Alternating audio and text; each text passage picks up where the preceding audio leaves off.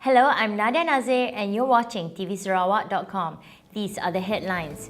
Dato' Amar Abang Haji Abdul Rahman Zohari officiated the opening ceremony of Accounting Principles SPM and Career Workshop 2014. Datuk Patinggi Tan Sri Adnan Satim called for more kiosks Kedai Rakyat Borneo Mart to be set up. Sarawak Tourism Board hopes its tree planting program will inculcate the younger generation.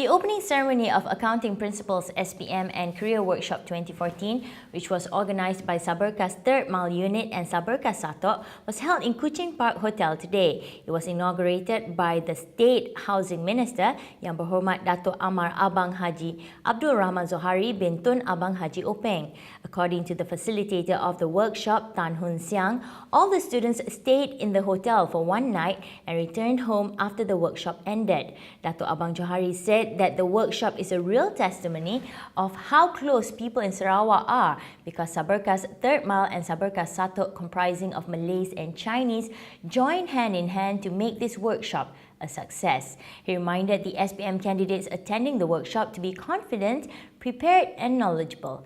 A total of 75 students from 10 schools around Kuching participated in this program. Datuk Patinggi Tan Sri Adnan Satim called for more kiosks Kedai Rakyat Borneo Mart to be set up to help alleviate financial burden of the people, especially the poor and those living in rural areas. He said that the government understands their problem and took necessary steps to help the rakyat, like subsidizing certain essential goods. He noted that kiosk Kedai Rakyat Borneo Mart would ensure that rakyat would obtain essential goods at affordable prices and the goods are made available and sufficient. He added that he always supported initiatives by Ministry of Domestic Trade, Cooperatives and Consumerism to alleviate rakyat's burden, especially faced by the poor.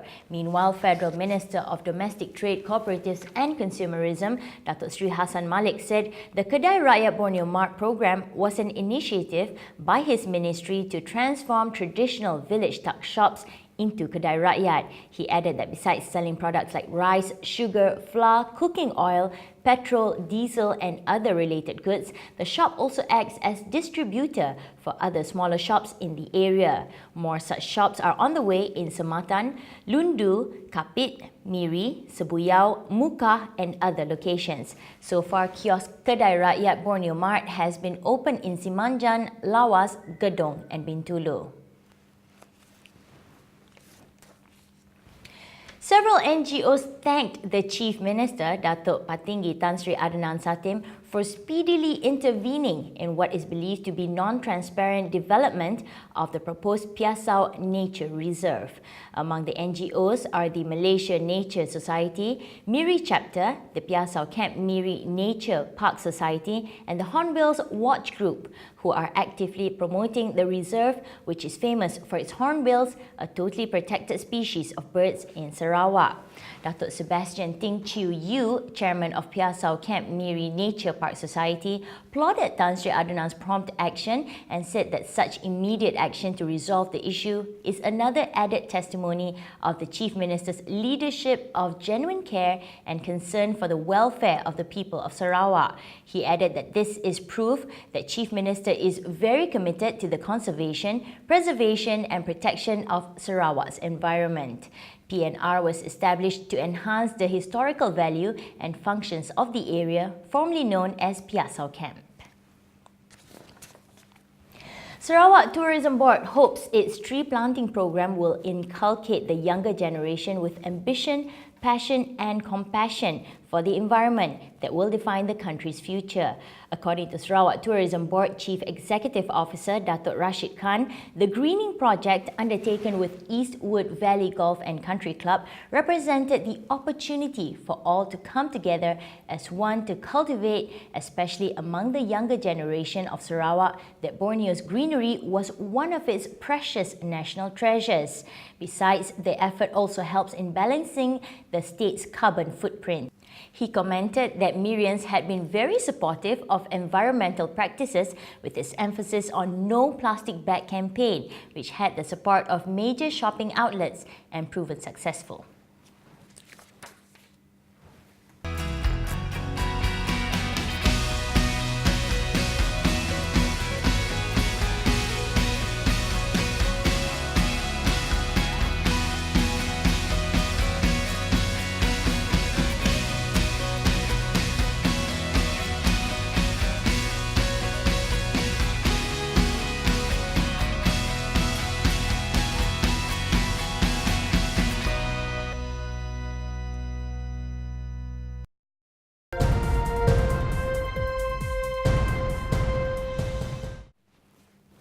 Let's take a look at Malaysian news.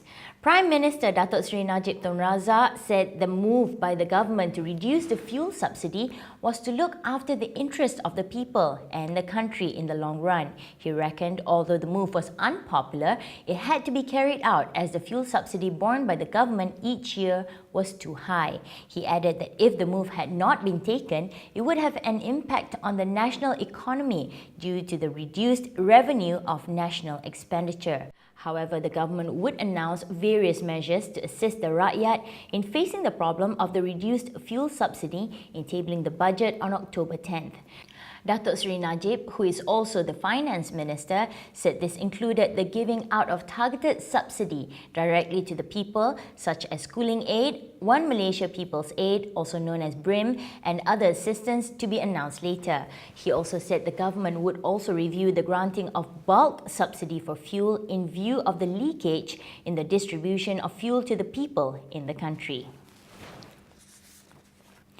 All the Hajj pilgrims, except for those who are still in hospitals in Saudi Arabia, have now assembled at the Arafah Plains for the Wukuf, which is the peak of the Hajj rituals. Minister in the Prime Minister's Department, Datuk Seri Jamil Khair Baharom, said efforts were being made to take them to Arafah, even if it was for a brief period. The Wukuf begins from Zohor on Friday and will end when the sun rises before dawn on Saturday. Jamil Khair said all Malaysian pilgrims, including those being treated at two Tabung Haji treatment centres, namely the Shisha Treatment Centre and Aziza Treatment Centre, had been brought to Arafah, which is located about 22 kilometres from Mecca, in stages since 10:15 a.m. until 10:30 p.m. on Thursday.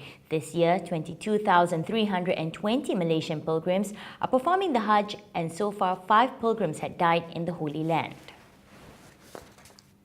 The search for a new Chief Executive Officer of Malaysia Airlines is still ensuing, with the net cast wider afield for the best possible person to spearhead a turnaround of the ailing national carrier.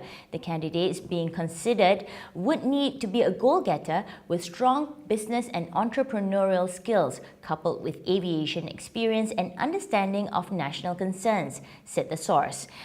Potential candidates from adjacent aviation-related industries, especially customer-focused sectors, travel and logistics, and turnaround specialists similar to the Japan Airlines experience, were also under scrutiny.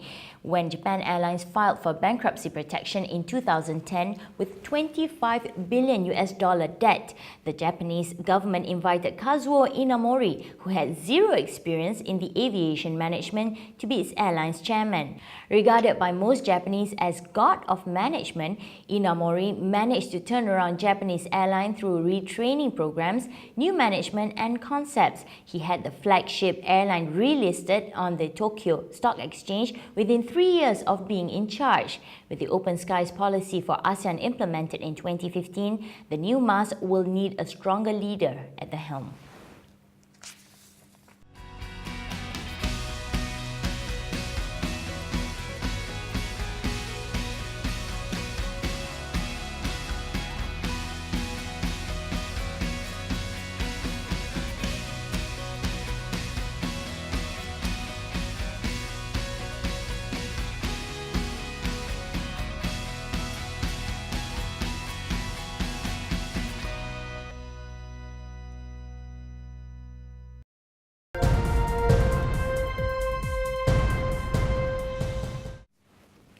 Moving on to global news. Confederation of Indonesian Labour Unions President Said Iqbal said the organisation will stage a nationwide strike in early November if the government fails to meet their demand.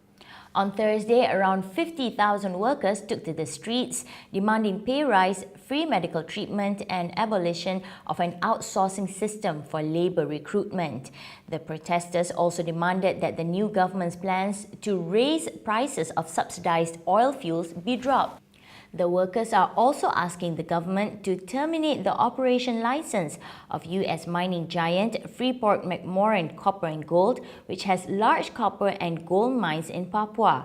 On Thursday, 2nd October, tens of thousands of workers staged rallies in 15 provinces, including Banten, West Java, Central Java, East Java, Batam, Aceh, North Sumatra, Lampung, West Kalimantan, North Sulawesi and South Sulawesi. A delegation from the International Atomic Energy Agency will visit Iran in the coming days for further talks on Tehran's nuclear issue, Press TV reported. Tero Farhoranta, Deputy Director General and Head of the Department of Safeguards of the Nuclear Monitoring Body, will head the team, Iran's envoy to the International Atomic Energy Agency. Najafi expressed concerns about the leak of confidential information about Iran's nuclear program, saying that it is regrettable that classified information in the agency has not been protected. Iran and the IAEA agreed to implement 5 practical measures, including the cooperation of resolving 2 points of Iran's nuclear program related to the alleged nuclear weapon plan, so-called possible military dimensions to Iran's nuclear plan by deadline August 25th, in order to provide greater transparency of Tehran's nuclear program. However, the IAEA said Iran missed the deadline in implementing 3 measures, and 2 measures related to PMD issues have yet to be implemented so far. Iran said the IAEA should take responsibility for the delaying of the process because the agency did not share the substantive information and document it obtained with Iran, making it hard for Iran to react to the allegation. Texas health officials were monitoring 50 people for Ebola exposure on Friday, 10 of whom are at high risk of the disease after close contact with the first diagnosed U.S. patient. Meanwhile, leading U.S. health authorities sought to reassure the public that an outbreak of Ebola in the United States was unlikely due to the nation's modern healthcare system. The 50 were narrowed down from an initial pool of 100 people thought to have come into contact with the sick man. The people are healthcare workers and those who came in close contact with Thomas Eric Duncan, who traveled from Liberia to Texas in late September and was announced on Tuesday as the first diagnosed U.S. case of Ebola. Anthony Fauci, the head of the National Institute for Allergy and Infectious Diseases, told a White House news conference that the U.S. healthcare system would make it extraordinarily unlikely that we would have an outbreak. He acknowledged missteps in the way Dallas handled the situation at first, with the hospital admitting a flaw in electronic health records left doctors unaware of the patient's travel history to Africa. Australian Prime Minister Tony Abbott asked officials yesterday to rethink restrictions on members of the public wearing face coverings, such as burqas, in Parliament following a public backlash against the measures. The restrictions, which would have forced women wearing head coverings to view chambers of Parliament from a glassed-in gallery, had sparked criticism that the government was inflaming tensions with the Muslim community following a series of security-related raids. Abbott describes the burqa as confronting and something he wished people chose not to wear, but said it was not the role of the government to tell people what to wear outside of secure buildings. The restrictions were criticized by Muslim groups and opposition members of Parliament, including independent MP Andrew Wilkie, who called them religious appetite. Last week, Senator Cory Bernardi, a member of Abbott's Liberal Party, said he had requested that all visitors to Parliament be barred from wearing the head-to-toe burqa robe and all other facial coverings for security reasons. Senator Jackie Lambie, a member of mining magnate Clive Palmer's Palmer United Party, has sought a ban on burqas in public places and demanded that all people practicing Islamic Sharia law be expelled from the country. In a decision likely to anger China, the US is partly lifting a 40-year ban on arms sales to former foe Vietnam to help boost defenses in the tense South China Sea. The historic easing of the ban in place since the end of the Vietnam War in 1975 will only apply to maritime equipment, State Department officials stressed, and comes amid warming ties and as Hanoi makes modest improvements to human rights. Some 40% of the world's seaborne trade passes through the sea, which is claimed in part by Vietnam, Taiwan, Brunei and Malaysia, as well as China and the Philippines. Although the United States has not taken sides in the territorial disputes, it has warned Beijing against destabilizing actions amid a series of tense maritime incidents. Earlier this year, Beijing placed an oil rig in waters also claimed by Vietnam, sparking deadly riots in the Southeast Asian nation. That's all we have for the news today on tvsarawak.com. Before I sign off, I would like to wish all Muslims around the world Happy Eid al-Adha and stay safe on the roads. We'll be back with more news tomorrow. I'm Nadia Nazir. Thank you for watching tvsarawak.com.